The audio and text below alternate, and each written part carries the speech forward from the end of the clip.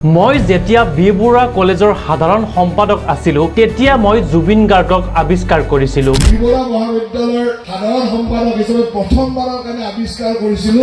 1991 চনৰ গুৱাহাটী বিশ্ববিদ্যালয়ৰ যুৱ মহোৎসৱত জুবিনে ৱেষ্টাৰ্ণ ভোকেলত সোণৰ পদক পাইছিল। আৰু সেই যুৱ মহোৎসৱতে 91 চনত জুবিন গাৰ্গে প্ৰথমটো সোণৰ পদক পাইছিল ৱেষ্টাৰ্ণ ভোকেলত। মন্ত্ৰী জয়ন্ত মল্ল বৰুৱাই এই মন্তব্য কৰা দেখিবলৈ পোৱা গৈছে। বিশ্ববিদ্যালয়ৰ যুৱ মহোৎসৱত 2-3বাৰকৈ সোণৰ পদক পাইছিলো যে জুবিন গাৰ্গ ইয়াৰ পৰা ওলাইছিল। আটাইতকৈ কোইনচিডেন্টলি ক'বলগীয়া কথাটো এইটোৱে যে সেইজন জুবিন গাৰ্গক আজি অসমৰ ৰাইজে ইমান মৰমেৰে চায়। সেইজন জুবিন গাৰ্গক মই বি বৰুৱা মহাবিদ্যালয়ৰ সাধাৰণ সম্পাদক হিচাপে প্ৰথমবাৰৰ কাৰণে আৱিষ্কাৰ কৰিছিলো আৰু তেওঁক যুৱ মহোৎসৱলৈ লৈ গৈছিলো।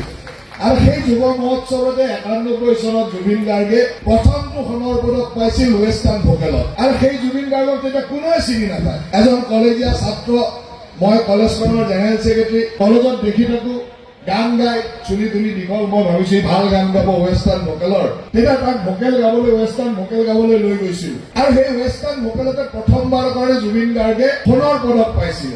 আৰু সেইটোৱে জুবিন গাৰ্গৰ প্ৰথম ৰাজহুৱা চিনাকি যে তেওঁ এজন সংগীত শিল্পী হিচাপে। আৰু আজিও সেই সম্পৰ্কবিলাক আমাৰ মাজত খুব মধুৰ হৈ থাকে।